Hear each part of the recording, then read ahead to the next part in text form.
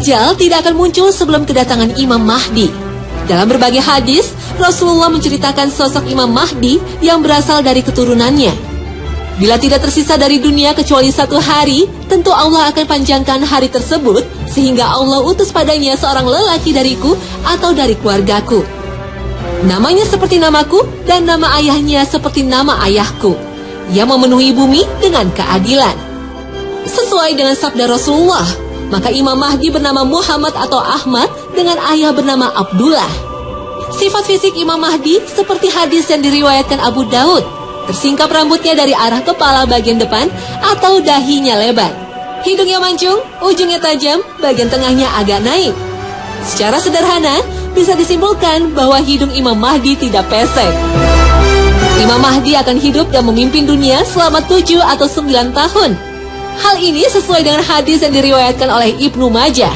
Selama masa kepemimpinan Imam Mahdi, maka kaum muslimin akan hidup dengan bertabur nikmat dan rezeki dari Allah Subhanahu wa Ta'ala. Kedatangan Imam Mahdi pada dasarnya akan mempersatukan kaum muslimin yang terpecah dan berkelompok-kelompok.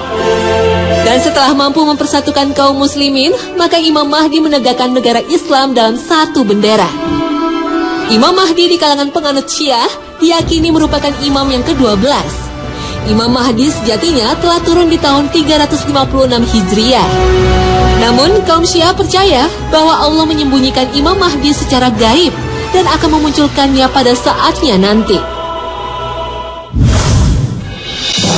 Imam Mahdi akan mengibarkan panji-panji jihad fisabilillah dan memerdekakan negeri-negeri Islam yang dikuasai oleh kaum kafir. Imam Mahdi akan memimpin berbagai peperangan yang dimulai dari Jazirah Arab, kemudian berlanjut ke negeri Persia dan negeri Rum. Allah memberinya kemenangan. Rasulullah berpesan, jika kalian melihat Al-Mahdi, maka berbaiatlah dengannya, walaupun harus merangkak-rangkak di atas salju, karena sesungguhnya dia adalah Khalifatullah Al-Mahdi. Al-Mahdi didukung oleh Taifah Mansuroh. Mereka adalah pasukan Islam yang berpegang teguh pada Al-Quran dan Sunnah Rasulullah sebagaimana generasi awal umat Islam. Pasukan pembela Al-Mahdi ini disebut Asyabur Rayati Su'ud. Mereka memegang panji-panji hitam seperti bendera hitam yang dibawa pasukan Rasulullah. Dalam sebuah hadis disebutkan akan keluar suatu kaum dari arah timur. Mereka akan memudahkan kekuasaan bagi Al-Mahdi. Dalam hadis lain disebutkan dari Khurasan akan keluar beberapa bendera hitam. Tak sesuatu pun bisa menahannya sampai akhirnya bendera-bendera itu ditegakkan di Baitul Maqdis. Asyabur Rayati Su'ud muncul saat kematian Raja Saudi yang kemudian dilanjutkan dengan pertikaian 3 putra khalifah untuk memperebutkan Ka'bah. Seorang analisis politik Timur Tengah, Tony Carter, menilai pemerintah Arab Saudi kini tengah berada dalam perpecahan. Sepeninggal Raja Fahd, kekuasaan Arab Saudi terpecah pada 4 orang pangeran. Dan setelah Raja Abdullah berkuasa, sebagian kekuasaan politik masih tetap dipegang oleh Pangeran Nayef, Pangeran Sultan, dan Pangeran Salman.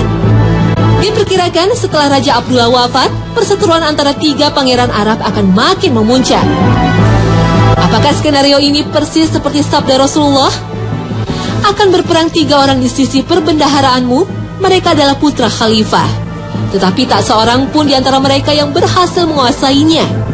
Kemudian muncullah bendera-bendera hitam dari arah timur. Lantas mereka memerangi kamu dengan suatu peperangan yang belum pernah dialami oleh kaum sebelumnya.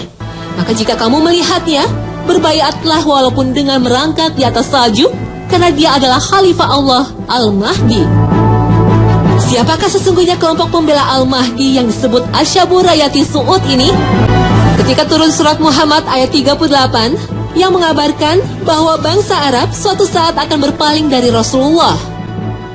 Wa in tatawallaw yastabdil qauman ghayrakum thumma la yakunu amsalakum. Para sahabat saat itu bertanya kepada Rasulullah, jika kita berpaling, siapakah yang akan menggantikan tempat kita? Nabi meletakkan tangannya yang penuh berkah ke atas bahu Salman Al-Farisi dan bersabda, dia dan kaumnya yang akan menggantikanmu. Demi zat yang jiwa berada dalam genggamannya, jika agama ini bertaburan di Suraya, maka sebagian dari orang Persia akan mencarinya dan memegangnya. Bangsa Persia kini tersebar selain di Iran, juga di Irak, Afghanistan, dan Pakistan.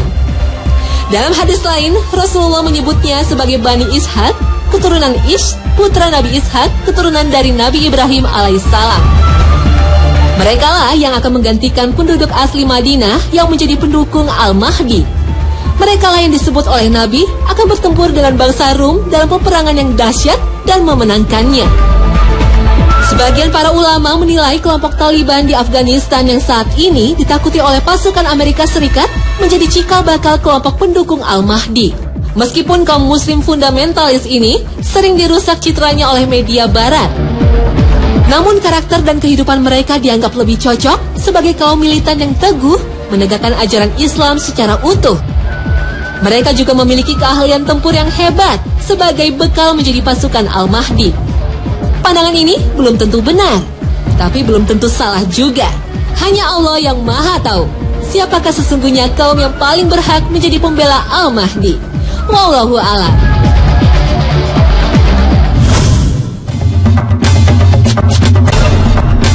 Turunnya Nabi Isa alaihissalam menjadi salah satu tanda besar makin dekatnya kiamat.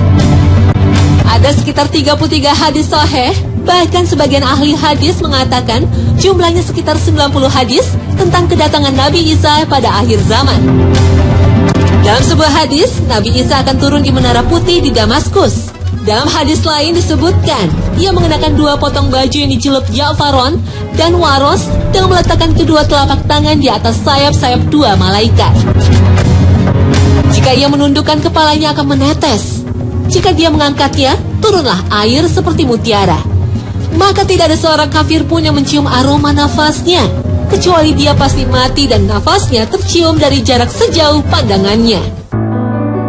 Saat turun, Nabi Isa ikut mendirikan salat bersama Imam Mahdi. Imam Mahdi kemudian berkata, "Majulah wahai Rasulullah, jadilah imam." Nabi Isa menjawab, "Tidak di antara kalian ada pemimpin yang telah dimuliakan oleh Allah dalam umat ini." Nabi Isa turun ke bumi tidak membawa syariat baru, tapi melanjutkan syariat Nabi Muhammad untuk menegakkan agama tauhid dan meluruskan kaumnya yang menyembahnya sebagai Tuhan. Nabi Isa bersama pasukan Al-Mahdi berhasil menaklukkan Roma, kemudian membunuh babi dan memecah salib. Sejak itulah umat Nasrani berbondong-bondong memeluk agama Islam, kecuali kaum Yahudi. Pasukan Islam di bawah kepemimpinan Al-Mahdi dan Nabi Isa kemudian memerangi bangsa Yahudi. Inilah tanda-tanda kiamat yang paling besar, sebagaimana sabda Rasulullah. Tidak akan terjadi hari kiamat sehingga kaum muslimin memerangi bangsa Yahudi, sampai-sampai Yahudi berlindung di balik batu dan pohon.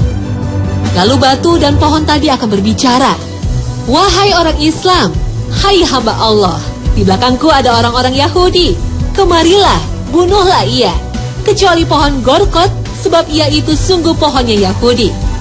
Bangsa Yahudi dipimpin Dajjal akan melakukan perlawanan. Inilah perang terbesar pada akhir zaman. Dajjal bersama pasukan Yahudi akhirnya berhasil dikalahkan. Dalam sebuah riwayat, saat Dajjal melarikan diri, dihadang oleh Nabi Isa alaihissalam. Badannya mendadak meleleh seperti lilin terkena api. Maka musnahlah Dajjal yang hidup di muka bumi lebih dari 4.000 tahun. Setelah itu, dunia akan diliputi keamanan dan kedamaian. Nabi Isa akan hidup di bumi selama 24 tahun menegakkan keadilan dan kedamaian. Dalam hadis lain disebut selama 40 tahun. Nabi Isa kemudian wafat dan dimakamkan di samping makam Rasulullah. Saat ini, makam untuk Nabi Isa yang berada di Masjid Nabawi sudah disiapkan untuk menyambut Nabiullah ini.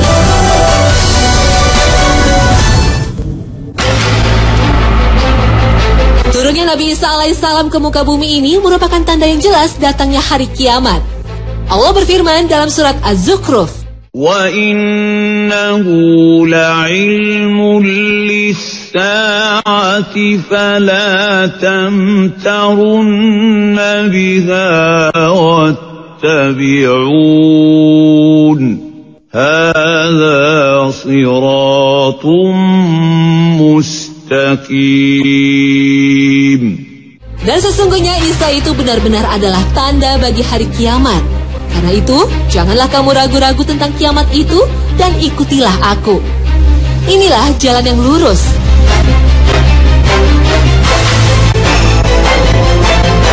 Turunnya Nabi Isa, juga kedatangan Al-Mahdi untuk menumpas Dajjal merupakan tanda-tanda akhir zaman yang wajib kita percayai. Maha benar Allah dengan segala firman-Nya.